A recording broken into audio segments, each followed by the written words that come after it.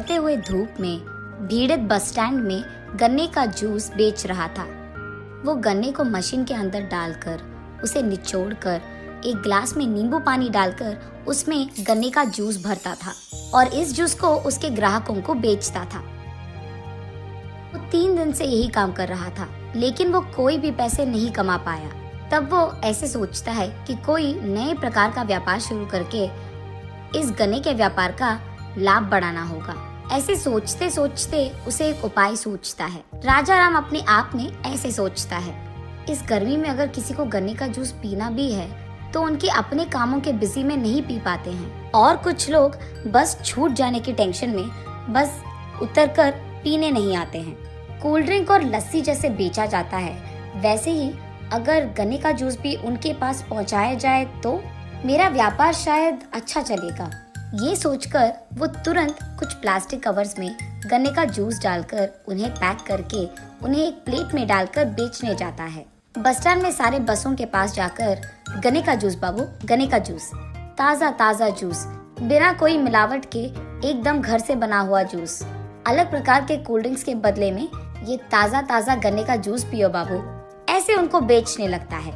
कुछ ही देर में सारे गन्ने के जूस के पैकेट बिक जाते हैं। तब उसकी बीवी वहाँ आकर, सुनिए, खाने का टाइम हो गया है, मैं कैरेज लाई हूँ, पहले आप खाना खा लो फिर काम शुरू कर लेना। नहीं नहीं, रुको रुको, तुम वही बैठो, मैं अभी आता हूँ। ये कहकर वहाँ से चले जाकर वो उसके प्लेट में मौजूद सारे गन्ने के जूस के पैकेट को बेच देता है। फिर से गन्ने के जूस बनाने के लिए गन्ने को निचोड़ने जाता है कि सुजाता वहाँ आकर गुस्से में, क्या कर रहे हो आप, पागल हो गए हो क्या, या फिर एक ही दिन में आपको सारा गन्ना बेचना है? खाए बिना पिए बिना ये सब क्या कर रहे हो आप, पहले आप इधर आइए, खाना खा लीजिए, ऐसे वो गुस्से में कहती है।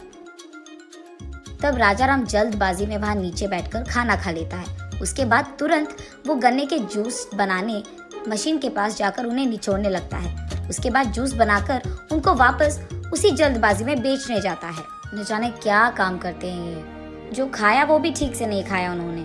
मैंने तो अब तक सिर्फ गन्ने के जूस को बेचने वालों को एक ही जगह पर ठाने हुए देखा है, ये तो हर जगह जाकर गन्ने का जूस बेच रहे हैं, ऐसे सोचती है।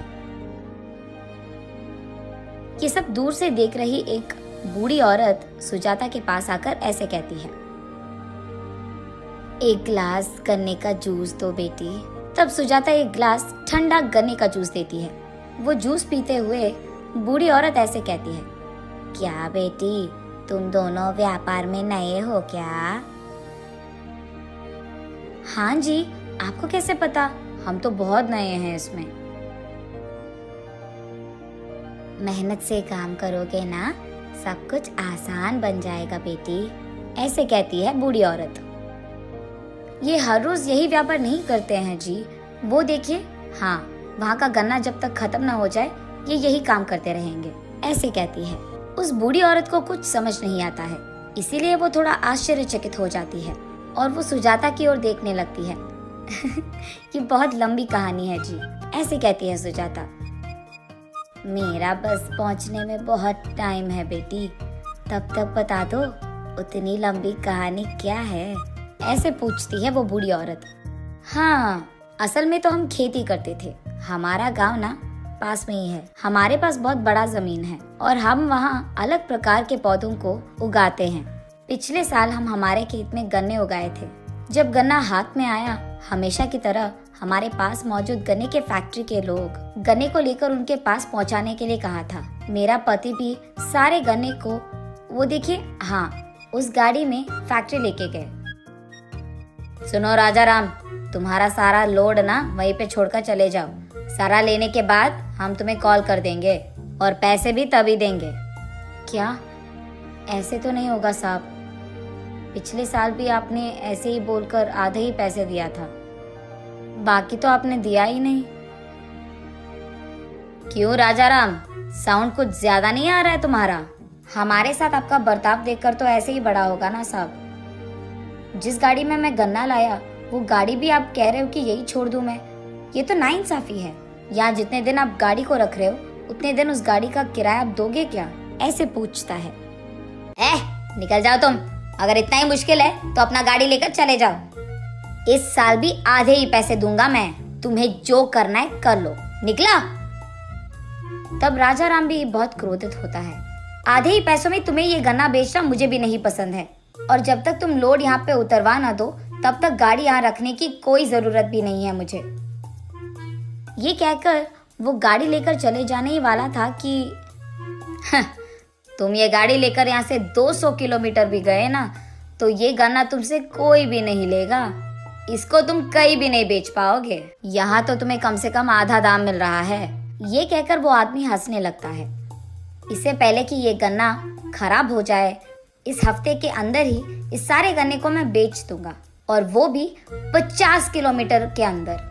ऐसे कहता है राजा राम। क्या इतना गन्ना को तुम अकेले बेचोगे? मजाक लग रहा है क्या? एक किसान के मेहनत पे हंसने वाले तुम जैसे लोगों से मैं क्यों तमाशा करूंगा?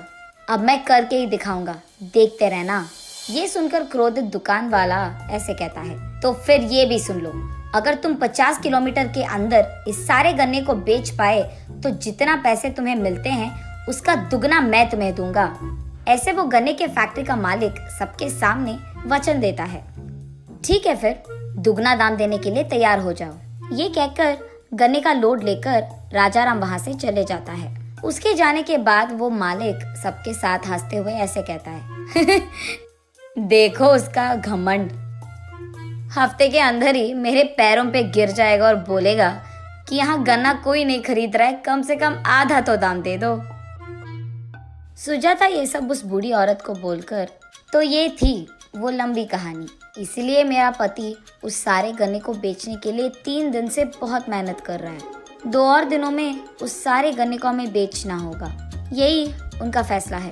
ऐसे कहती है, अच्छों का अच्छा ही होगा।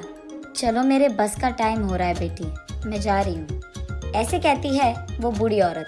ऐसे वो 2 दिनों में उस सारे गन्ने को बेच देता है।